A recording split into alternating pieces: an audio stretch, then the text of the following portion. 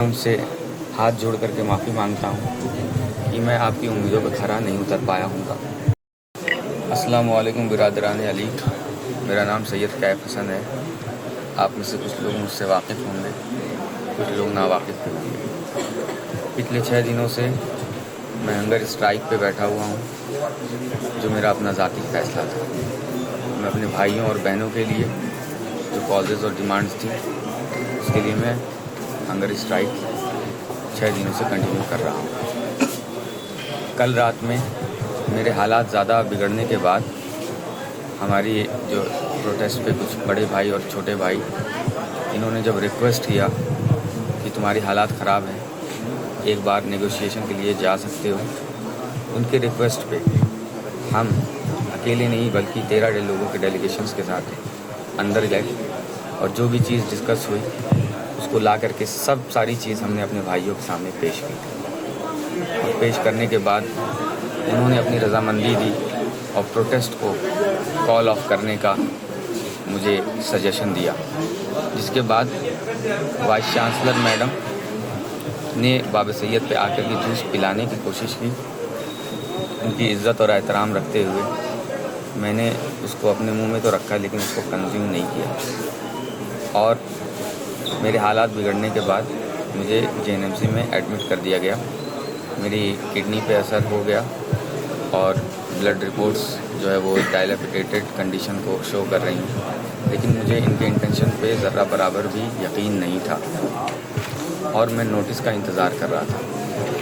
Notice जो आती है वो बिल्कुल बेबुनियाद है और डिमांड्स और जो भी डिस्कशन हमारे अंदर हुए थे उसके ख़िलाफ़ है, जिसकी मैं मज़म्मत करता हूँ और उसको आपके सामने लाता हूँ।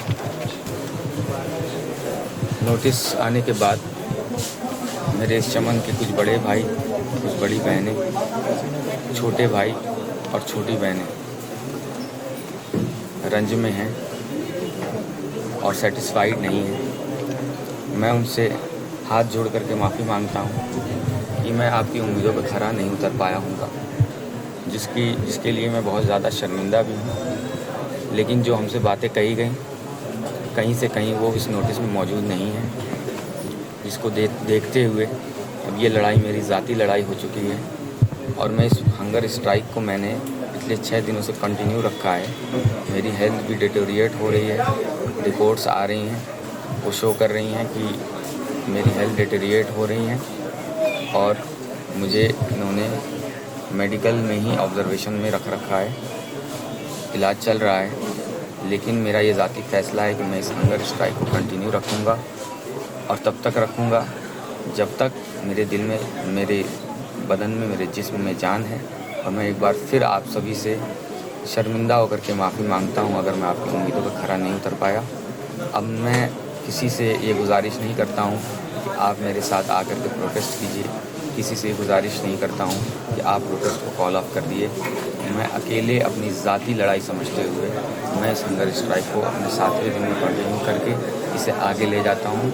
और अगर मुझे कुछ भी होता है ड्यूरिंग दिस हंगर स्ट्राइक, जो मैंने पहले भी शो कर दिया है, इसकी सारी जिम्मेदारी हमारी रूहानी माँ मैडम वाइस चांसलर और जो भी ज़िम्मेदारान ऑफिसर्स हैं एडमिनिस्ट्रेशन, एम एडमिनिस्ट्रेशन के, वो होंगे और इस इंक्लूडिंग एकेडमिक काउंसिल के मेंबर्स होंगे जिन्होंने ये फ़ी हाइक का जो भी मुजस्समा है उसको पास किया है। एग्जीक्यूटिव काउंसिल के मेंबर होंगे जिन्होंने रिकॉर्ड तरीके से एक दिन में ये फ़ैसला पास किया है, जबकि हमारे भाइयों के डिटेंशन, हमारे भाइयों के सस्पेंशन और हमारे भाइयों के रस्टिगेशन 2.5 साल से पेंडिंग है, जिसके लिए इनको कोई सुध नहीं है। तो मैं आपसे यही अपील करता हूँ और मुझे कुछ भी होता है उसके ज़िम्मेदार बराबरी से एमयू के प्रॉक्टर साहब भी होंगे। इतना कह करके मैं आपसे विदा लेना चाहता हूँ। शुक्रिया। अल्लाह हाफ़िज़। अस्सलाम वालेकुम।